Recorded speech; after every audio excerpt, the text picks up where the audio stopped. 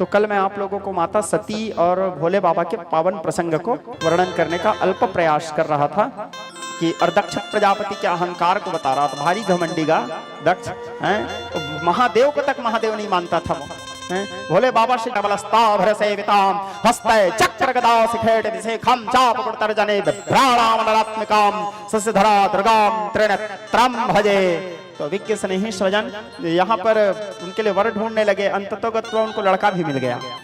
अब वो लड़का बेचारा शादी करने के लिए भी डरता था। बोले जानता था वो ये तो कोई साधारण लड़की नहीं है, लेकिन यदि शादी नहीं करूंगा बोलूंगा तो दक्ष भी मरवा देगा। दक्ष भी खाटी आदमी है, बोले मेरे बेटी से शादी नहीं कर रहा है। तो बेचारा हाँ बोला, अब शादी करने के लिए तैयार हुआ। माता सती को पता चला कि मेरे विवाह होने वाला है। सती तो मणिवन शिव जी को पति के रूप में वर्ण कर चुके थे। भगवान महादेव से कहती है प्रभु यदि आप मेरा प्रेम पवित्र है तो आप मुझे स्वीकार करो। उसी बीच में ब्रह्मा जी आए, दक्ष को बोले पुत्र सती का विवाह महादेव से करो। दक्ष बोला मैं नहीं मानूंगा, मैं नहीं करूंगा। ब्रह्मा जी बोले अच्छा तू मेरा बाप है कि मैं तेरा बाप हूँ? बोला दक्ष बोले आप मेरा बाप हो। आदेश था तो माता सती का विवाह भोले बाबा के साथ हुआ। बड़े आनंद पूर्वक विवाह होने के पश्चात माता को अपने साथ में लेकर के भोले बाबा कैलाश प्रस्थान किए और कैलाश में माता सती के साथ निवास करने लगे। अब भोले बाबा शिव और शक्ति पुनः एक हुए। कैलाश में जितने शिवगण लोग बड़े खुश हो गए, बड़े प्रसन्न हो गए बेचारे लोग, क्योंकि जिस घर में नारी ना हो श्रोता समाज, बिना नारी के घर बड़ा अव्यवस्थित रहता है। आप लोग देखते होंगे कहीं हमारे घर की लुगाई मैके चले जाती है 8 दिन के लिए तो बड़ा तकलीफ हो जाता है, क्योंकि हमको पता ही नहीं रहता चाय पत्ती डब्बा कहाँ है, शक्कर डब्बा कहाँ है। तो माता पार्वती के आने से पूरे कैलाश को बड़े प्रसन्नता हुआ। अब सारे अब कम से कम 2 टाइम टू टाइम भोजन तो मिलेगा। सारे भूत प्रेत पिशाच लोगों को बड़े खुश हो गए, नाचने कूदने लगे, झूमने लगे, बड़े उत्सव मनाने लगे। कुछ दिन विवाह के पश्चात आनंद पूर्वक भोले बाबा समय व्यतीत किए। उसके बाद माता सती से बोले एक काम करो सती, बड़ा दिन हो गया मैं कथा नहीं सुना हूँ, चलो कथा सुनने जाएंगे। इस प्रकार कह करके माता सती को अपने साथ में लेकर के भोले बाबा कथा सुनने के लिए निकले। कहाँ निकले? कुंभज ऋषि के आश्रम। गोस्वामी तुलसीदास जी मानस में लिखते हैं एक बार त्रेता जुग माही, एक बार त्रेता युग माही, एक बार त्रेता जुग माही, एक बार त्रेता युग माही। शंभु गए कुंभज ऋषि माही, शंभु गए कुंभज ऋषि माही, शंभु गए कुंभज ऋषि माही, शंभु गए कुंभज ऋषि माही। त्रेता युग की बात है।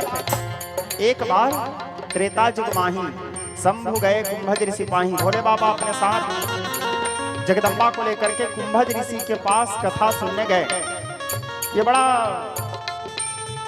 शिक्षाप्रद कथा है, त्रेता युग की बात है। शंभु गए, शब्दों के गहराइयों को देखना। शंभु गए कुंभज ऋषि माही, और साथ में किसको ले गए? सती जग जननी भवानी, अपूजय ऋषि अखिलेश्वर जानी। साथ में सती जग जननी भवानी 3 पद को साथ में लेकर के चली भगवती। लेकिन भोले बाबा अकेले गए, शंभु मत, क्योंकि वो तामझाम के साथ माता थोड़े। अब कुंभज ऋषि के आश्रम पहुंचे। कुंभज ऋषि जैसे देखे मेरे द्वार में सर्वेश्वर भगवान सदा शिव आए हैं, गदगद हो गए। अब कोई पंडित कथा कर रहा है, अचानक महादेव पहुंच जाएगा तो बेचारा का तो बोलती बंद हो जाएगा जी, कहां से कथा बोलेगा। जो ज्ञान के समुद्र है वो पहुंच गए। आदर किए उनको।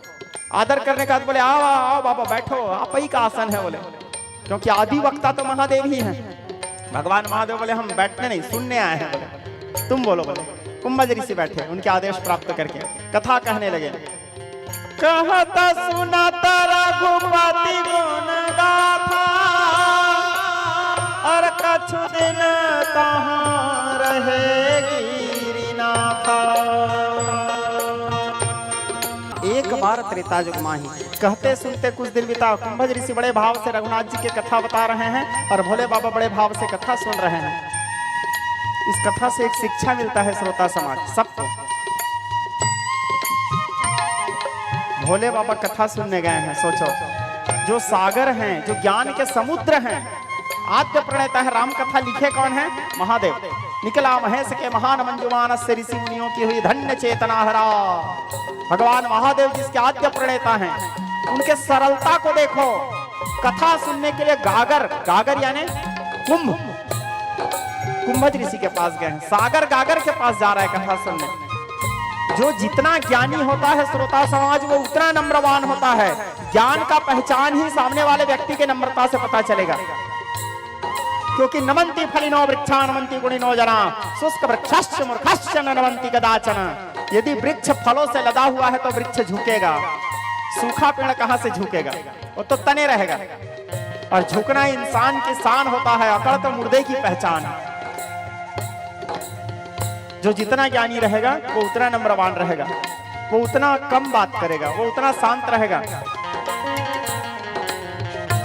आप लोग देखना, जो जितना बड़ा नदी रहता है वो उतना धीरे चलता है, उतना शांत चलता है, और वो उतना ज्यादा गहरा रहता है। अरे छोटे छोटे नाली को देखना, बरसात वाला पानी गिरता है और स्पीड में ऐसा चलेगा, लेकिन 2 मिनट में सूख जाता है। अदगर गगरी छलकत जाए, भरे गगरिया चमकत जाए। तो भोले बाबा बड़े सरलता के साथ सागर गागर के पास से कथा सुन रहे हैं, बड़े सरलता के साथ। भोले बाबा तो लगन से कथा सुन रहे हैं, लेकिन माता का मन नहीं था कथा में। माता ये सोची, यही कथा को रोज मैं कैलाश में सुनती हूँ, और यही कथा को सुनाने इतने दूर लेके आए जी। शादी के बाद कोई अच्छा जगह लेके जाते हैं घुमाने उमाने, एक कथा सुनाने ले आए महाराज बोले। माता का दिमाग खराब हो गया। अब कथा को सुनती नहीं थी, कौन क्या कर रहा है, कहाँ पक्षी चहचहा रहे हैं, कौन आपस में बात कर रहा है, कौन आ रहा है, कौन उठ रहा है। माता सबको देखते रहती थी, कथा में उसका ध्यान था ही नहीं। पूरा कथा विश्राम हुआ। कथा विश्राम होने के बाद अब भोले बाबा वहां से चले। तुलसीदास जी अगले चौपाई के चरण में लिखते हैं, मुनि संग विदा मांगी त्रिपुरारी, मुनि संग विदा मांगी त्रिपुरारी, मुनि संग विदा मांगी त्रिपुरारी। चले भवन संग दक्ष कुमारे, चले भवन संग दक्ष कुमारे। कुंभज ऋषि से विदा लेकर के भोले बाबा चले। अब इस चौपाई में भी तुलसीदास जी के शब्दों को देखो, मुनि संग विदा मांगी त्रिपुरारी। कौन जा रहे हैं? त्रिपुरारी। आए कौन थे? शंभु। एक बार त्रेता युग माही शंभु गए कुंभज ऋषि पाही, लेकिन जा कौन रहे हैं? त्रिपुरारी। तीनों लोगों के स्वामी बन के जा रहे हैं। क्यों? क्योंकि कथा को लगन से सुने हैं, राम कथा को। माता कथा को लगन से नहीं सुनी। आई कौन थी? संग सती जगजननी भवानी। लेकिन जा कौन रही है? गए भवन संग दक्ष कुमारी। अब ना तो वो सती है, ना जगजननी है, ना भवानी है, तीनों पद खत्म। दक्ष नाम अहंकार की बेटी जा रही है वहां से। क्यों? क्योंकि वो कथा को लगन से नहीं सुनी, बस चले वहां से। जब भोले बाबा वहां से माता को लेकर के जा रहे थे, उसी समय दंडक वन की बात है, रामावतार हुआ था। तेहि अवसर भंजन मही भारा, तेहि अवसर भंजन मही भारा। हरि रघुवंश लेन अवतारा, हरि रघुवंश लेन अवतारा। उसी समय भूभार हरण करने के लिए त्रेता युग में रामावतार हुआ था। राम जी के अवतार होने के बाद पिताजी के आदेश पालन करके राम जी वनवास गए थे, और वनवास में माता वैदेही का हरण हुआ था। लंकापति रावण लेके चले गए थे, और राम जी अपने सीता को ढूंढते हुए चले जा रहे थे। हे खग मृग हे मधुकर वैनी, तुम देखे सीता मृग नैनी। ढूंढते ढूंढते चले जा रहे हैं राम जी। पत्रों से पूछ रहे हैं, वृक्षों से पूछ रहे हैं, पक्षियों से पूछ रहे हैं। उनको पता नहीं कौन बता सकता है, कौन नहीं बता सकता। मानो अति विरह अति कामी, एक विरही के समान, एक कामी के समान ढूंढते चले जा रहे हैं राम जी। जाते जाते उसी समय भोले बाबा दंडक वन से गुजर रहे हैं। भोले बाबा मन में सोचे, मेरे रामावतार हुआ है, इसी दंडक वन में मेरे राम हैं। यदि मेरे राम जी की कृपा हो तो एक नजर मेरे राम को मैं देख लूं। मन में ऐसे सोच रहे थे, और ऐसे सोच ही रहे थे, और अचानक राम जी दिख गए उनको, सीता जी को ढूंढते हुए। जैसे राम जी को देखे भोले बाबा गदगद हो गए। उन्माद में दोनों हाथ उठाए और कहे, जय सच्चिदानंद जग पावन अस कही चले मनोजन सावन। जय हो सच्चिदानंद परमात्मा, आपकी जय हो। बोले निकल गए भोले बाबा। अब भोले बाबा तो जय घोष करके निकले। माता के मन में संदेह आ गया। माता सोचती है जो नृपतन है तो ब्रह्म किमी नारी विरहमति धीर। यदि ये ब्रह्म है तो राजपुत्र कैसे, राजपुत्र है तो ब्रह्म कैसे, यदि ये भगवान है तो इनको पता कैसे नहीं कि उनकी पत्नी कहाँ है, कैसे ढूंढ रहे हैं ये। मैं नहीं मानती ये भगवान है। भोले बाबा बोले सती राम ब्रह्म चिन्मय अविनाशी, वो जो अविनाशी ब्रह्म राम है जिसका मन नाम मैं निरंतर जपते रहता हूँ, राम राम राम राम करते रहता हूँ, ये वही राम है। लीला कर रहे हैं पूर्ण काम राम सुख राशि, मनुज चरित कर अज अविनाशी। वो आप्त काम, वो पूर्ण काम, वो निष्काम, वो नयनाभिराम, लीला कर रहे हैं। माता बोलती है मैं नहीं मानती। भोले बाबा बोले अरे क्यों नहीं मानती, कथा सुनी नहीं तो जानेगी कहां से राम कौन है, कथा को सुने रहती तो जानती। भोले बाबा बोले जो तुम्हारे मन अति संदेह हो तो न जाहि परीक्षा रे हो। यदि तुम्हारे मन में इतने ही संदेह है तो जाओ जाके परीक्षा ले लो। पुण्य पुण्य हृदय विचार करी धरी सीता कर रो। माता बोली ठीक, और ठीक बोल करके माता सीता जी के रूप धारण करके आई अब राम जी के पास। जैसे भोले बाबा के पास से माता आई, भोले बाबा समझ गए अब सती का कल्याण नहीं है, नारायण से छल करने जा रही है, संसार के सबसे बड़े छलिया से छल करने जा रही है। सूत जी महाराज सौनक आदि ऋषियों को तीर्थराज प्रयाग में कथा सुनाते हुए कहे अब माता के मन में अनेक प्रकार की जिज्ञासा है और सीता के रूप धारण करके राम जी के पास परीक्षा लेने आई। भोले बाबा मन में विचार किए होई है सोई जो राम रची राखा, को करी तर्क बढ़ावहि शाखा। जो राम जी सोच के रखे हैं वो तो हो के रहेगा, मेरे रोकने से भी ये नहीं रुक रही है, तो जो होना है वो होगा। इस प्रकार विचार करके भोले बाबा विदा किया। माता सीता जी के रूप में आई राम जी के पास, आ करके कहती है प्रभु चलो अयोध्या वापस लौट चले, रावण मुझे छोड़ दिए। राम जी मुस्कुराए, कहने लगे माँ विपिन अकेली फिर ही के ही हेतु इस जंगल में अकेले क्यों घूम रहे हो माँ, मेरे प्रभु भगवान वृषकेतु कहाँ है, मेरे प्रभु भगवान वृषकेतु कहाँ है। माता घबरा गई, लज्जित हो गई, भीत भीत प्रकंपहा, कांप गई। कहने लगी हाँ मेरे से क्या हो गया, मेरे को भगवान महादेव समझाए थे, मैं शंकर कर कहा न माना, मेरे को समझाए थे लेकिन मैं उनके बात को नहीं मानी, अपने राम जी को मनुष्य मान बैठी। ये तो वास्तव में भगवान है, जिसके राम का निरंतर मेरे पति भजन करते हैं वही राम है, तो पहचान लिए मेरे को। माता कांप गई और जैसे वापस जाने के प्रयास करती है। भोले बाबा विचार किए, राम रघुनाथ जी विचार किए माता आप तो मेरे परीक्षा लिए, चलो मैं अपना लीला दिखाता हूँ। इस प्रकार कह करके राम जी अपने माया का विस्तार किए। कौन से माया, जो माया सब जग ही न चावा, जासु चरित पावा। जो माया सारे संसार को नचाती है, भगवान के जो त्रिगुणमयी योग माया, गीता में जिसके बारे में बोले हैं मम माया दुरत्यया, तो भगवान अपने उस माया का विस्तार किए। माया का विस्तार किए तो माता सती को चारों तरफ राम सीता दिखने लगे, जिधर देखती है राम जी, जिधर देखती है राम जी।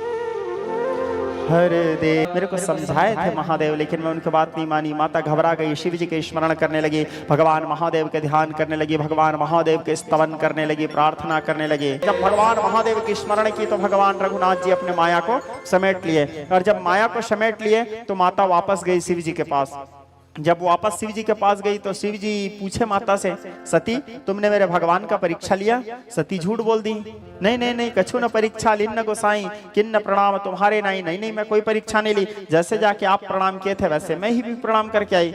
लेकिन त्रिकालज्ञ सर्वज्ञ शिव, महादेव तो त्रिकालज्ञ है, महादेव तो जानते हैं कि सती मेरे प्रभु के परीक्षा लिए हैं। भोले बाबा समझ गए। भोले बाबा मन में विचार किए, सीता मेरी माँ है और सती मेरे माँ के रूप की है, अब मैं सती के साथ कैसे प्रेम कर सकता हूँ, सती को कैसे वाम भाग में बिठा सकता हूँ, अब मैं सती के साथ कैसे प्रेम कर सकता हूँ, सती को कैसे वाम भाग में। अब सन्मुख शंकर आसन दिन्हा, अपने सामने में बिठाए, क्योंकि माँ को सदैव सामने बिठाया जाता है, माँ का आसन सदैव सामने रहता है, तो सन्मुख शंकर आसन दिन्हा, सामने में बिठाए, वाम भाग में नहीं बिठाए जगदम्बा को। भोले बाबा मन ही मन विचार किए, बोले तुमने क्या कर दिया सती, मेरे माँ के रूप धारण कर लिया, अब मैं तुमसे कैसे प्रेम करूंगा। भोले बाबा अपने मुंह से बोले नहीं सती को कि मैं तुम्हारा त्याग कर दिया, जाओ मैं तुमको छोड़ दिया, लेकिन मन ही मन भगवान शंकर कहने लगे अब इस शरीर के साथ माता सती का भेंट नहीं हो सकता। भगवान शंकर संकल्प सिद्ध है, उसी समय अपने आप में संकल्प किए आज से सती का त्याग। लेकिन सती को त्यागना भी छोटा मोटा बात नहीं है श्रोता समाज। शिव शक्ति से अलग हो गए तो फिर गए, पूरी सृष्टि में उथल पुथल हो जाए। शिव तो शक्ति के बिना है ही नहीं, और शिव शक्ति का त्याग कर दिए। आकाश मार्ग में देवता लोग भी कहने लगे वाह महादेव, शिव समको रघुपति व्रतधारी, बिनु अगत जयं सती अस नारी। सती जैसे नारी को आपने नारायण के लिए त्याग कर दिया। भोले बाबा का सीधा सा सिद्धांत है श्रोता समाज, जो नारायण के विरोध में जाएगा भगवान महादेव उससे प्रेम कर ही नहीं सकते। चाहे आप शिव जी के लिए कितने भी प्रिय क्यों न रहो, भगवान शंकर के लिए कितने भी प्रिय क्यों न रहो, यदि आप नारायण के लिए आपके अंदर में श्रद्धा नहीं है, नारायण के लिए आपके अंदर में प्रेम नहीं है, तो आप महादेव को नहीं पा सकते। शिव पुराण शुरू किया था उस दिन से इस बात को मैं आप लोगों को बोल रहा हूं। अपने शक्ति का तक त्याग कर दिए जब वो नारायण से छल की, तो आप और हमारी तो बात छोड़ो, अपनी ही शक्ति को छोड़ दिए भगवान। सती को छोड़ने के बाद भोले बाबा की आंखों में आंसू निकला, नेत्र बंद किए तो भगवान महादेव को समाधि लग गया। अखंड समाधि, बैठी समाधि अखंडा पारा। माता सती समझ गई, यद्यपि मेरे प्रभु मेरे को बोले नहीं कि मेरा त्याग किए हैं, लेकिन माता सती सोचती है मेरे प्रभु मेरे त्याग कर चुके हैं, मेरे प्रभु अब मेरे को छोड़ चुके हैं। माता सती मन ही मन सोचती है जब ये शरीर से शिव को ही प्रेम नहीं है तो इस शरीर को रख के मैं क्या करूं। जब ये शरीर से शिव को ही प्रेम नहीं है तो अब इस शरीर को रख के मैं क्या करूं, मैं किस प्रकार से इस शरीर का त्याग कर दूं, किस प्रकार से मेरे शरीर नष्ट हो जाए। माता मन ही मन इस प्रकार भाव को सोचते रहती है, माता मन ही मन इस प्रकार विचार को सोचते रहती है कि कोई ऐसा बहाना मिल जाए जिस बहाने से ये शरीर नष्ट हो जाए, जिस बहाने से शरीर छूट जाए, ताकि मेरा दोबारा जन्म हो और दोबारा जन्म होने के बाद फिर से मैं शिव को प्राप्त कर सकूं। ऐसे मन में सोचते सोचते जगदम्बा एक एक दिन व्यतीत करने लगी। माता के लिए एक एक दिन एक एक युग के समान बीतने लगा। दुख की घड़ी जगदम्बा का।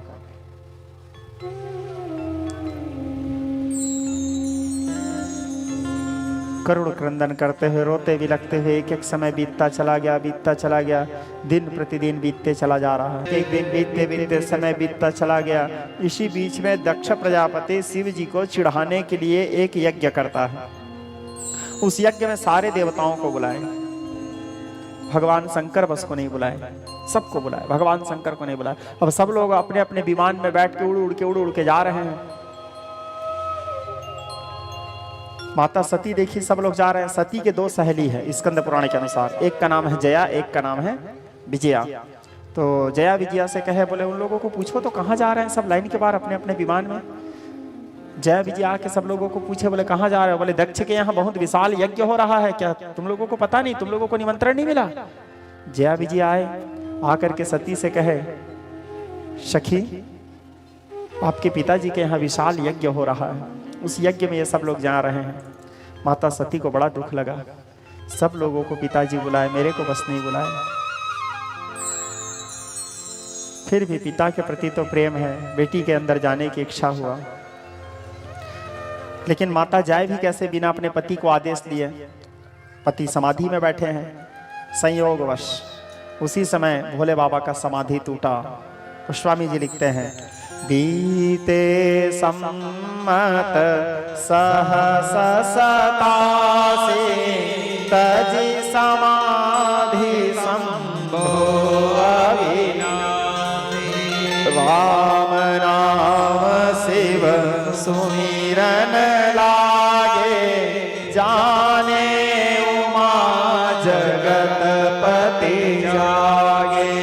87,000 वर्ष पूर्ण हुआ और भोले बाबा राम राम राम कहते हुए नेत्र खोले। जैसे भोले बाबा नेत्र खोले, जगदम्बा देखी भगवान को, बोले भगवान जाग गए। आकर के भगवान महादेव के चरणार बिंद की वंदना करने लगी, भगवान महादेव के स्तवन करने लगी, भगवान महादेव के प्रार्थना करने लगे। भगवान सर्वेश्वर महादेव के चरणार बिंद की वंदना की, उनके पूजा की। भगवान महादेव बोले क्या बात है सती, तुम्हारे अंदर कुछ जिज्ञासा है? बोले प्रभु मेरे पिताजी क्या है यज्ञ हो रहा है, यदि आपके आदेश हो तो मैं जाऊं। माता से भोले बाबा कहे देखो सती, तुम्हारे पिता हमसे द्वेष रखते हैं और मेरे को निमंत्रण नहीं दिए हैं, और जिस जगह में मेरा सम्मान न है उस जगह में तुम्हारा जाना सर्वथा अनुचित है, वहाँ मत जाओ तुम, क्योंकि यदि वहाँ तुम जाओगे तो तुम्हारे लिए ठीक नहीं होगा। माता सती बोली तो पिताजी आपको निमंत्रण क्यों नहीं दिए प्रभु? बोले एक दिन की बात है सती, ब्रह्म सभा लगा हुआ था। ब्रह्म सभा में सारे देवता लोग बैठे थे, सारे ऋषि मुनि लोग भी बैठे हुए थे, सारे संत महात्मा लोग बैठे थे, यक्षगण बैठे थे, हम त्रिदेव भी वहां उपस्थित थे, ब्रह्मा जी भी थे, नारायण थे और मैं भी था। उस सभा का मुखिया बनाया गया था तुम्हारे पिताजी को, दक्ष को, भोले बाबा बता रहे हैं। उस सभा का मुखिया बनाया गया था तुम्हारे पिताजी को। तो जिस समय दक्ष प्रजापति का आगमन हुआ, अर्थात तुम्हारे पिताजी का, अर्थात हमारे ससुर जी का, तो दक्ष को देख करके सब खड़े हुए, मैं बस खड़ा नहीं हुआ, इसीलिए तुम्हारे पिताजी चिढ़ गए मेरे से। तो माता कहती है आप क्यों खड़े नहीं हुए प्रभु? भोले बाबा बोले बात ऐसा है सती, तुम तो जानते हो मैं निरंतर राम नाम का जाप करते रहता हूँ। मैं देखा कि अभी तो सभा शुरू होने में विलंब है, किसी आवश्यक कार्य के लिए बैठक था, मैं देखा सभा शुरू होने में विलंब है, तो मैं माला लेकर के राम नाम का जाप कर रहा था, क्योंकि मेरा अधिकांश समय तो राम नाम जप में बीतता है। राम राम जप कर रहा था, मेरा आंख बंद था, मेरे को पता ही नहीं चला किस समय तुम्हारे पिताजी आए। अब मेरे को पता ही नहीं चला कि किस समय तुम्हारे पिताजी आए, मैं देखा ही नहीं तो कहाँ से खड़ा होऊंगा, तो मैं राम नाम जप कर रहा था इसलिए मैं खड़ा नहीं हुआ। लेकिन तुम्हारे पिताजी को ये लगा कि मैं जानबूझ करके तुम्हारे पिता का सम्मान नहीं किया, इसीलिए वो चिढ़ गए और चिढ़ करके मेरे लिए अनेक प्रकार के शब्दों के प्रयोग किए, मेरे लिए अघोरी, कपाली, अनेक प्रकार के नरगल शब्दों के प्रयोग किए थे, अनेक प्रकार के मेरे लिए कठोर कठोर शब्दों के प्रयोग किए। मैं सोचा यहाँ ज्यादा देर मेरा रहना ठीक नहीं, मैं वहां से उठ के आ गया। मैं तो उठ के आ गया, लेकिन नंदी भड़क गए। नंदी, क्योंकि मैं तो वैरागी हूँ ना सती, ना सम्मान का मोह ना अपमान का भय। यदि कोई मेरा सम्मान करे तो ठीक, ना करे तो ठीक, क्योंकि किसी के सम्मान कर देने से मैं बड़ा नहीं हो जाऊंगा और किसी के अपमान कर देने से मैं छोटा नहीं हो जाऊंगा। भोले बाबा का एक सिद्धांत है, हमको अपने आप को किसी को बताने की जरूरत नहीं, जो हमें जानते हैं वो हमें मानते हैं। सीधा से बात, ठीक है, जो हमें जानते हैं वो हमें मानते हैं। तो भोले बाबा बोले मेरा वहां रुकना उचित नहीं था, इसलिए मैं वहां से चला गया।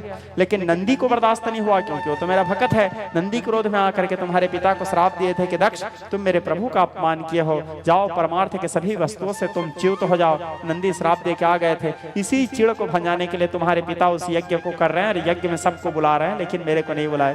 माता सती बोली छोड़ो ना प्रभु उस बात को, मैं चली जाती हूँ। बहुत दिन हो गया बहनों से नहीं मिली हूँ, बहुत दिन हो गया सखियों से नहीं मिली हूँ, बहुत दिन हो गया माँ से नहीं मिले हूँ, पिताजी से भी नहीं मिले हूँ। कम से कम उस बहाने जाऊंगी तो घर में सब लोग आएंगे, सभी सगा संबंधियों से मिलोगे। भोले बाबा बोले देखो तुम्हारा जाना तो उचित नहीं है, लेकिन यदि हट करते हो तो जाओ, और यही यदि मेरे नारायण की इच्छा है तो यही सही। भोले बाबा मन में समझ गए, हरे इच्छा भावी बलवाना हृदय विचारत शंभो सुजाना। भोले बाबा मन ही मन विचार किए, सती स्वयं की इच्छा से नहीं जा रही है, ये नारायण जी की ही इच्छा है, शायद सती का वहां जाना लिखा ही है। और भोले बाबा समझ गए आज सती का अंतिम दिन है, सती जाएगी तो भी मरेगी, नहीं जाएगी तो भी मरेगी, दोनों तरफ से आज सती का मरना है ही। इस प्रकार विचार करके भोले बाबा कुछ रुद्रगणों को अपने साथ में दिए और नंदी आदि कुछ प्रमुख गणों को बोले जाओ बेटा तुम्हारे माँ के साथ जाना, तुम्हारे माँ का ध्यान रखना, तुम्हारे माँ के साथ रहना। इस प्रकार कह करके कुछ शिव गणों को अपने साथ में भोले बाबा ये माता सती के साथ में दक्ष यज्ञ भेजे। अब दक्ष के यज्ञ में माता सती पहुंची, वहां जाकर के देखती है अरुद्र भागम, यज्ञ में भगवान सर्वेश्वर सदाशिव के लिए कोई भाग नहीं, सब लोगों के लिए कोई ना कोई स्थान बनाया गया था, केवल भगवान महादेव के लिए कोई स्थान नहीं बनाया गया था। माता को बड़ा दुख लगा, बोले पिताजी सब लोगों के लिए कोई ना कोई स्थान बनाया है, सब लोगों को निमंत्रण दिए हैं, सबको सम्मान दिए हैं, सब लोगों के लिए सुंदर आसन निर्माण किए हैं, लेकिन मेरे पति के लिए आसन निर्माण नहीं किए हैं। फिर भी बेटी का हृदय था तो अपने पिताजी के पास गई और अपने पिताजी के पास जा करके अपने पिताजी के चरण वंदन करती है, अपने पिताजी को प्रणाम करती है। और अपने पिताजी को प्रणाम करने के बाद उसके पिताजी अर्थात दक्ष जैसे सती को देखे क्रोध से आग बबूला हो गए। और क्रोध से आग बबूला होकर के दक्ष कहता है किसने तुम्हें बुलाया, किसके बुलाने से तुम यहाँ आए, क्यों आए? सबके बीच में सार्वजनिक सभा में दक्ष भगवान महादेव की निंदा करते हुए सती के सामने कहता है मैं जानता हूं कि वो अघोरी ने तुमको भेजा है, क्योंकि मैं उसको नहीं बुलाया, उसका सम्मान नहीं किया, और आप अब क्या है, मेरे कारण, मेरे सभ्यता के कारण, मेरे द्वारा रचित संस्कृति के कारण कोई अब शिव का पूजा करता नहीं है, तो जानबूझ करके एक औरत का सहारा ले रहा है अपनी पूजा करवाने के लिए, ताकि मैं अपने बेटी को देख करके पिघल जाऊं और बेटी को देख के पिघल करके उस अघोरी को बुला लूं और इस यज्ञ में भाग दे दूं, ताकि यहाँ इसका उसका यहाँ उसका सम्मान हो और सब लोग उसका पूजा करें। असंभव। जो एक नारी का सहारा लेता है अपने पूजा करवाने के लिए, मैं उसका सम्मान कतई नहीं कर सकता। सती से अब बर्दाश्त नहीं हुआ। जब तक कर सकती थी कि सती कहती है, मूढ़ दक्ष, तू बार बार मेरे प्रभु का निंदा किया है, बार बार मेरे प्रभु का अपमान किया, मैं चाहूं तो इसी क्षण तेरे को भस्मीभूत कर सकती हूं, क्योंकि मैं, याद कर दक्ष, वरदान तपस्या करके वरदान मंगा था तू मुझसे कि मैं तेरे बेटी बनूं, तेरे तपस्या के कारण ही मैं तेरे पुत्री बन करके जन्म ली हूं। मैं चाहूं तो इसी क्षण तुझे भस्मीभूत कर दूं, लेकिन यदि मैं तेरे को मार दूंगी तो संसार ये कहेगा कि एक बेटी एक पिता का हत्या किए हैं।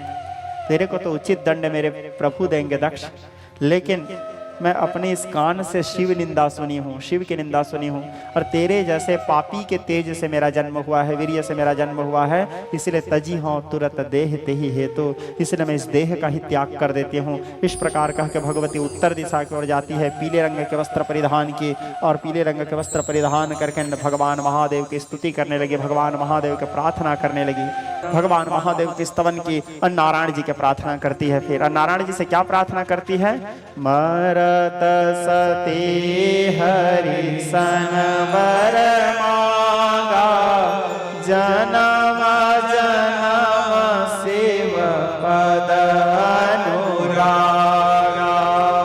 मरते मरते सती भगवान नारायण से वरदान मांगती है कि हे नारायण, कुछ ऐसे कृपा करो कि जब भी मेरा जन्म हो, नारायण भगवान महादेव के चरणों की ही दासी बनूं, शिव के चरणों की दासी बनूं। ये वरदान मांग के भगवती अपने नख के अग्रभाग से अग्नि का वर्ण करती है। भगवती सती के शरीर जलने लगा, जलते जलते सती के शरीर आधा जला, सती के शरीर से दिव्य प्राण निकल गए, दिव्य शक्ति अपने मूलतम स्वरूप में प्रविष्ट हुई, और भगवती सती का शरीर, पंचभौतिक शरीर वहां पे गिरा।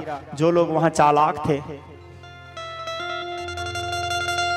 अग्र सोची सदा सुखी, जो एक कदम आगे के बारे में सोचते थे, अर्थात जो चतुर थे, जो जानते थे कि अब क्या हो सकता है यहाँ, वो लोग वहां से भाग गए। जिन लोगों को महादेव के क्रोध का थोड़ा भी अनुमान था, वो लोग जानते थे कि अब यहाँ क्या होगा, तुरंत भाग गए सती के मरते ही। अब जो लोग थोड़े ज्यादा चालाक थे, क्या होगा देखेंगे, देखेंगे क्या, भोगेंगे, देखोगे कहां से भोगोगे, तो वो लोग वहां रुके हुए थे। अब नारद जी पहुंचे कैलाश, अवगम्य नारदात, नारद जी पहुंचे, जाकर के भोले बाबा से कहे, बाबा, भोले बाबा कहे, हाँ नारद, दक्ष के यज्ञ में माता सती देह त्याग कर दी प्रभु। जैसे भोले बाबा सुने दक्ष के यज्ञ में माता सती देह त्याग की, भोले बाबा अत्याधिक क्रोध में आए, उनके नेत्र बड़े बड़े हो गए, नेत्र लाल लाल हो गए, जटा कलाप कंपायमान होने लगे, महीपादाघातात् व्रजति सहसा संशय पदम। अपने पैर को, भोले बाबा जब भी बैठते हैं एक पैर के ऊपर दूसरे पैर को रख के बैठते हैं, पैर को नीचे रखे, जमीन में पटके भूकंप उत्पन्न होने लगा, आकाश मार्ग से अग्नि वर्षा होने लगे, कहीं पे ज्वालामुखी प्रकट होने लगे, एक नक्षत्र दूसरे नक्षत्र से टकराने लगे, एक ग्रह दूसरे ग्रह से टकराने लगे, पूरे संसार में हाहाकार मचने लगा, वनों में अग्नि प्रविष्ट हो गए, वनों में आप ही आप अग्नि प्रज्वलित होने लगे, पूरे सृष्टि में हाहाकार मचने लगा। देखते देखते भगवान सर्वेश्वर सदाशिव विचित्र तांडव नृत्य आरंभ किया, वहां पर विचित्र तांडव नृत्य किए भगवान महादेव। नाचते नाचते अपने जटा कलाप को उखाड़ के पृथ्वी पर फेंके, एक भयावह पुरुष प्रकट हुए, विचित्र पुरुष, लौह के समान उसका शरीर था। भगवान महादेव देखे उनको, बोले पुत्र, वो हाथ जोड़ करके कहता है, महारुद्र, मेरे भीतर व्याप्त सारे शक्तियां आपके द्वारा प्रदत्त है, आदेश कीजिए पिता महाराज, मैं आपके लिए कौन सा अभिष्ट कार्य सिद्ध करूं। बोले पुत्र, तुम अत्याधिक वीर हो, इसलिए सारा संसार तुमको वीरभद्र कहेंगे। जाओ वीरभद्र, जा करके दक्ष यज्ञ विध्वंस करो, जो तुम्हारे मार्ग रोकने का प्रयास करेगा उसको मार्ग से हटाना वीरभद्र। बोले आदेश महादेव। शिव शासनतः शिव शासनतः शिव शासनतः शिव शासनतः, शिवानुशासन लेकर के वीरभद्र चले। जाते जाते जैसे दक्ष को पता चला कि भगवान शंकर कोई वीरभद्र नाम करके योद्धा को भेज रहे हैं, 1.25 लाख पराजय योद्धा को उनको रोकने के लिए भेजे। क्षण भर में वीरभद्र 1.25 लाख योद्धाओं को नष्ट किए। उसके बाद फिर जब वीरभद्र आगे बढ़े, नारायण जी उनके रक्षा के लिए आए, दक्ष के रक्षा के लिए। क्यों? क्योंकि दक्ष जीवन भर नारायण की भक्ति किया था, तो नारायण जी का भक्त था, तो अपने भक्त की रक्षा करना है, यह सोच करके उनकी रक्षा करने के लिए, उसको बचाने के लिए सामने आए भगवान नारायण। लेकिन नारायण जी भी दक्ष को नहीं बचा पाए। क्यों? क्योंकि शिव द्रोह किया है दक्ष। नारायण जी भी वीरभद्र के कहने पर भगवान महादेव के जब महाकाली को भेजी थी वीरभद्र के सहायता के लिए, नारायण जी भी वहां से चले गए दक्ष को छोड़ करके। ब्रह्मा जी भी चले गए। उसके बाद वीरभद्र आए, आ करके दक्ष के गले को काट करके यज्ञ कुंड में डाले। बाकी जो शिवगण थे, कोई लोग यज्ञ कुंड तोड़ दिए, कोई प्रांगवानसन तोड़ दिए, कोई भोजनालय तोड़ दिए, सारा दक्ष यज्ञ विध्वंस करके वापस कैलाश पहुंचे। कैलाश पहुंचने के बाद नारायण बड़ा चिंता हुआ। नारायण जी विचार किए, कोई यज्ञ यदि आधा बीच में रुक गया है तो संसार में अराजकता फैल जाएगा, बहुत बड़ा अपशगुन है। यज्ञ चल रहा है तो यज्ञ को पूर्णाहुति करना ही है, कैसे भी करके।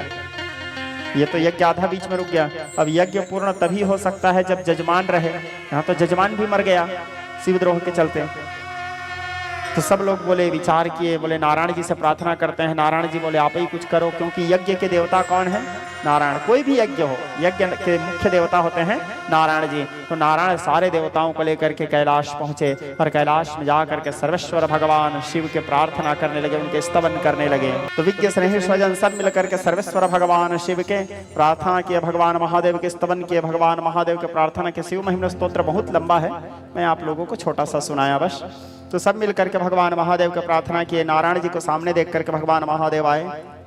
आकर के दक्ष जीवन भर मैं करता था, तो एक बकरे के सिर का कामना किया, क्योंकि बकरा भी मैं करता है। तो बकरे के सिर के कामना करके दक्ष के सिर में जोड़े। भगवान महादेव तो स्वयं महामृत्युंजय है। मृत्युंजयी महादेव त्राहि माम शरणागतः जन्म मृत्यु जरा व्याधि पीड़ितः कर्म बंधनैः। तो भगवान महादेव उसको पुनर्जीवन दान दिए। पुनर्जीवन दान देने के बाद दक्ष फिर भगवान महादेव के प्रार्थना करने लगे, भगवान महादेव की स्तुति किए। फिर यज्ञ पूर्ण हुआ। यज्ञ पूर्ण होने के बाद सब लोग मिलकर के फिर भगवान महादेव की आरती करने लगे। उस यज्ञ के मुख्य देवता भगवान महादेव को मान करके भगवान महादेव की आरती किए। भगवान महादेव की आरती करने के बाद इधर यज्ञ पूरा हुआ। सती के शरीर के पास गए भगवान महादेव। सती के शरीर को देख के भगवान महादेव बड़े व्याकुल हो गए, चिल्लाए जोर से, धड़ाम से नीचे में गिरे। भगवान महादेव के नेत्रों से विरल अश्रु के धार बहने लगा। सती के शरीर को उठाए, अपने बाहों में आगोश में लिए भगवान महादेव और सती के शरीर को लेकर के भगवान सर्वेश्वर शिव आकाश मार्ग में गमन किए। पागलों की तरह यहाँ वहाँ भटकने लगे भगवान महादेव। नारायण जी विचार किए, भगवान शंकर ऐसे ही भटकते रहेंगे तो फिर तो संसार में अराजकता फैल जाएगा। नारायण जी अपने चक्र को आदेश दिए। चक्र नारायण के आदेश प्राप्त करके गए, सती के शरीर को खंडित किए। सती के शरीर 52 जगह गिरे, 52 शक्तिपीठ बने। ह्लैम ब्रह्माणि ब्रह्मलोके वैकुंठे सर्वमंगलांतराणिमरातिम्बिकमालया कुबेर भुवन स्वाहा महानंदाग्ने कोळे चवाय ब्रह्मर्गवाहिनी नैऋत्यां रक्तदंताय साने सुरधारणे पाताले विष्णुविरूपा सिंहले देवमोहिनी सुरसाच मृद्वीपे लंकायां भद्रकालिका रामेश्वरी सेतुवंद बिमला पुरुषोत्तमे बंडिजा बंगदेशे कामाक्षा पर्वते वाराणस्यमन्न पूर्णा गया छत्रे गैश्वरी कुरुक्षेत्र भद्रकाली ब्रजे कात्यायनी अपराधवारिका महामाया मथुरा महेश्वरी दक्षस्वहिता देवी दक्ष विनाशिनी रामस्य जानकी देवी रावण ध्वंस कारिणी चंड वधे देवी रक्त बीज विनाशिनी भगवती। 52 शक्तिपीठ बना, जिसमें 51 शक्तिपीठ हमारे भारतवर्ष में है, एक पाकिस्तान में है, भगवती हिंगलाज।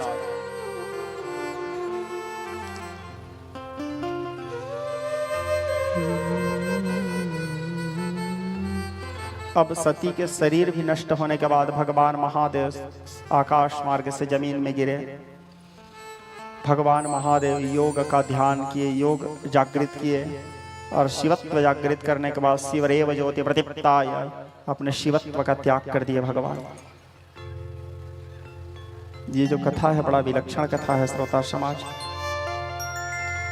भगवान महादेव अपने शिवत्व का त्याग किए, एक साधारण मनुष्य के भांति बन गए, ब्रह्मत्व का त्याग कर दिए और एक साधारण अपने गले से वासुकी नाग को हटा दिए, जटा कलाप खोल दिए, व्याघ्र चर्म का त्याग कर दिए भगवान महादेव।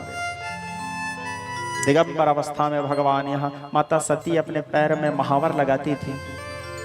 महावर जानते हो ना, महावर जब उसका प्राणांत हुआ तो सती के प्रेम के कारण उसके पैर के महावर को अपने हाथ से निकाल करके भगवान महादेव उसके प्रेम के चलते अपने माथे में लगाए थे। जिस ललाट में याश्च ललाटम त्रिपुंडम धार्यते सदा, श्वेत त्रिपुंड से जो ललाट आच्छादित रहता है, उस ललाट में माता के पैर के महावर को लगाए थे। भगवान महादेव के ललाट लाल लाल हो गए थे। बार बार सती के स्मरण करते थे, शिवत्व का त्याग कर दिया, एक साधारण मनुष्य के भांति बन गए भगवान महादेव। एक साधारण मनुष्य यहाँ वहाँ भटकने लगे, कहीं पे ठोकर खा रहे हैं, गिर रहे हैं, कहीं पे चल रहे हैं, भूख से तड़प रहे हैं, प्यास से गला सूख रहा है, बार बार मूर्छित हो जाते थे। रेगिस्तान चले गए जहाँ पे जैसे एक गर्मी के महीना में हम देखते हैं अचानक रोड में चलते चलते पानी दिखता है, लेकिन सामने जाते हैं तो पानी नहीं रहता। ठीक उसी प्रकार भगवान महादेव का अचानक कहीं भी सती दिख जाते थे, दौड़ते दौड़ते उसके पास जाते थे, सामने जाते थे तो सती नहीं रहते थे। फिर भगवान महादेव वहां पे गिर जाते थे, सती के वियोग में रुदन करते हुए, विलाप करते हुए, हा सती करते। ऐसे वियोग की अवस्था में दिन बीतते बीतते कुछ दिन बीता, नंदी उनके पीछे पीछे घूम रहे थे। भगवान महादेव नंदी को देखे, बोले तुम कौन हो भैया, मेरे पीछे पीछे क्यों आ रहे हो। महादेव नंदी तक को नहीं पहचाने वियोग में, जो उनके सबसे प्रिय भक्त हैं। नंदी कहता है आप कैसे बात करते हैं प्रभु, मैं आपका नंदी। बोले हम नहीं जानते भैया आपको, आप हमारे पीछा मत करो, आप चले जाओ। नंदी बोलता है मैं आपको इस अवस्था में छोड़ के कैसे जा सकता हूँ प्रभु, आप मेरे स्वामी हो, आपकी क्या अवस्था बना के रखे हो महादेव, ये दीन दशा आपका, मैं आपको ऐसे नहीं छोड़ सकता। बोले तुम बोलते हो ना मैं तुम्हारा भगवान हूँ। बोले हाँ, तो मेरा आदेश है तुम यहाँ से चले जाओ। बोले मैं नहीं जा सकता प्रभु, तो यहीं पे बैठ जाओ। बोले नंदी वहीं पे बैठ गए। बोले मेरे आगे मत आना, मेरा आदेश है। बोले नंदी बोले ठीक है प्रभु, आपके आदेश पालन करते हुए मैं यहाँ बैठ तो गया हूँ, लेकिन मैं इंतजार करते रहूँगा महादेव। यदि मेरे भक्ति में निष्ठा है तो एक दिन मेरे को यहाँ से उठाने के लिए आप स्वयं आओगे, और जब तक आप नहीं आओगे ना महादेव, तब तक मैं अन्न जल के त्याग करके यहीं आपके इंतजार करते बैठे रहूँगा। नंदी उसी स्थान में बैठ गए महादेव के इंतजार करते। महादेव नंदी को छोड़ के अब अकेला चले, यहाँ वहाँ भटकने लगे। कोई उसको भिखारी समझते हैं, कोई उसको दरिद्र समझते हैं, कोई पागल समझते हैं। महादेव को खुद को होश नहीं कि मैं कौन हूँ, यहाँ वहाँ भटकने लगे। एक ही भाव, यहाँ वहाँ भटकते भटकते कुछ दिन बीता, फिर भी भगवान महादेव के मन को शांति नहीं मिला। भगवान नारायण जी विचार किए इनको कैसे करके फिर से ठीक करें, जिससे वापस अपने अवस्था में आए, फिर से महादेव वाले भाव में आए। कुछ भिक्षुक लोग वहां से राम नाम कीर्तन करते चले जा रहे थे, बड़ा सुंदर बड़ा भाव से गाते हुए, साचो तेरो नाम राम, साचो तेरो नाम, झूठे जग। राम नाम जैसे सुने भगवान महादेव, उनको होश आ गया, क्योंकि राम से उनको अलग लगाव था। राम नाम सुनते ही वो अपने सती के वियोग को भूल गए। उन लोगों को बोले इधर आओ, इधर आओ, कि तुम लोग जो गा रहे हो राम राम बड़ा सुंदर है, कि कहाँ जा रहे हो तुम लोग। बोले राम कथा हो रहा है। बोले राम कथा? बोले हाँ। कहाँ हो रहा है? बोले नीलगिरी पर्वत में। बोले हाँ। बोले सब जा सकते हैं वहां? बोले हाँ। मैं भी जाऊं सुनने? बोले हाँ। अब उन भिक्षुकों के साथ में भगवान महादेव भी एक साधारण इंसान बन करके उस राम कथा सुनने के लिए नीलगिरी पहाड़ चले। क्या प्रेम राम कथा के लिए। वहां भगवान शंकर के चेला बता रहे थे राम कथा। सोचो, अपने गुरु के दुख को दूर करने के लिए आज चेला राम कथा सुना रहे हैं, जो स्वयं अपने गुरु से राम कथा सीखे हैं, जो अपने गुरु से राम कथा प्राप्त किए हैं, जो अपने गुरु से राम कथा प्राप्त किए हैं, आज वही चेला राम कथा सुना रहे हैं। और क्या सौभाग्य उस चेला का कि उनके गुरु बैठ करके राम कथा सुनने वाले हैं आज उनके मुंह से, जिनके कृपा से वो राम कथा कहना सीखे हैं, आज वही उनके सामने बैठे हैं राम कथा सुनने। भोले बाबा नीलगिरी पर्वत में तहु कछु काल मराल तनु सादर किन्न निवास, पक्षी के रूप धारण कर लिए। बोले चेला कहीं मेरे को एक गुरु बाबा वाले रूप में देखेगा तो कथा नहीं बोल पाएगा, हैं? बोले उसका बोलती बंद हो जाएगा। तो भोले बाबा क्या किए, पक्षी बन गए। तहु कछु काल मराल तनु, पक्षी के रूप धारण करके वहां बैठे कथा सुनने। अब कागभुसुंडी सुंदर कथा सुनाने लगे अपने गुरु वंदना करके। वंदे बोधमयम नित्यम गुरु शंकर रोपणो यमाश्रतो ही वक्रोपि चंद्रः सर्वत्र वंदे। भगवान महादेव की वंदना करके राम कथा आरंभ किए। जैसे देवताओं को पता चला महादेव राम कथा सुन रहे हैं, सारे देवता लोग भी रूप बदल बदल करके कागभुसुंडी के पास आ गए कथा सुनने के लिए। ब्रह्मा जी को पता चला भगवान महादेव कथा सुन रहे हैं, ब्रह्मा जी भी रूप बदल के आ गए कथा सुनने के लिए। नारायण जी को पता चला भगवान महादेव राम कथा सुन रहे हैं, तो भगवान नारायण भी आ गए रूप बदल करके। क्या सौभाग्य चेला का, गुरु कृपा ही केवलम। आज जो चेला का भाग्य जाग गया, स्वयं ब्रह्मा वैसे उनके पास कथा, साधारण श्रोता सो छोड़ो, स्वयं ब्रह्मा विष्णु महेश बैठे हैं कथा सुनने के लिए। क्यों? क्योंकि वहां उनके गुरु बैठे हैं, गुरु कृपा ही केवलम। उधर राम कथा अब अंतिम चरण में आया। भोले बाबा राम कथा सुनते सुनते अपने सारे दुख को भूल गए। राम कथा सुनते सुनते सारे दुख को भूल गए, क्योंकि राम कथा है ही सो सुख धाम राम सनामा। तुलसीदास जी लिखते हैं, सकल सुमंगलदायक रघुनायक गुणगान, सभी प्रकार के मंगल करने वाली गाथा है। मंगल भवन अमंगलहारी, सकल सुमंगलदायक रघुनायक गुणगान, सादर सुनहि जे भवतरहि सिंधु बिना जलयान। भव भेषज रघुनाथ जसु, सुनहि जे नर अरु नारी, तिनके सकल मनोरथ सिद्ध करहि त्रिशिरारी। राम कथा सुनने के बाद भोले बाबा बड़े प्रसन्न हो गए। प्रसन्न होकर अपने ओरिजिनल रूप में आए। कागभूषुंडी देखे, बोले अरे बाप रे गुरुदेव। भोले बाबा तो उन्माद में है राम कथा के कारण, सुंदर डमरू नाद करने लगे। राम कथा सुने भोले बाबा तृप्त हुए। भोले बाबा के मन को शांति मिला, भोले बाबा के मन को शांति मिला। फिर से शिवत्व प्राप्त किए, जागृत किए और वापस भगवान महादेव कैलाश आए। और कैलाश आने के बाद नंदी का याद आया, नंदी के पास गए। नंदी भगवान महादेव की आवाज़ को सुने गदगद हो गए, उठे आकर के भगवान महादेव के चरणों में प्रणाम किए। प्रणाम करके फिर नंदी को साथ में लेके भगवान कैलाश आए। कैलाश पूरा सूख गया था, वीरान हो गया था, बंजर हो गया था, लेकिन जैसे भगवान महादेव के चरण पड़ा, कैलाश में पुनः हरियाली आ गया। अब भगवान महादेव, वियोग तो अभी भी है महादेव को, माता सती का वैराग्य, लेकिन अब भगवान महादेव उस वियोग को वैराग्य के रूप में परिणित कर लिए। पहले वियोगी महादेव थे, अब वैरागी शिव हैं। भगवान वैरागी शिव के रूप में पूरे शरीर में भस्मादि लेपन किए, मुंडमाला धारण किए और रुद्राक्षमाला भृंग में बैठे ध्यान की अवस्था में, ध्यान की मुद्रा में। न भूमिर न चापो न वह्नि न वायु न चाकाशास्ते न तंद्रा न निंद्रा न ग्रीष्मो न शीतम न देशो न वेशो न यस्यांसि मूर्तिस्त्रिमूर्तिस्त्रिमीडे। आसन में बैठे भगवान सर्वेश्वर शिव। आसन में बैठने के पश्चात अब माता सती तो देह त्याग की थी, पर्वत के श्रृंखला में जाकर के कठोर तपस्या करने लगी शिव जी को पाने के लिए।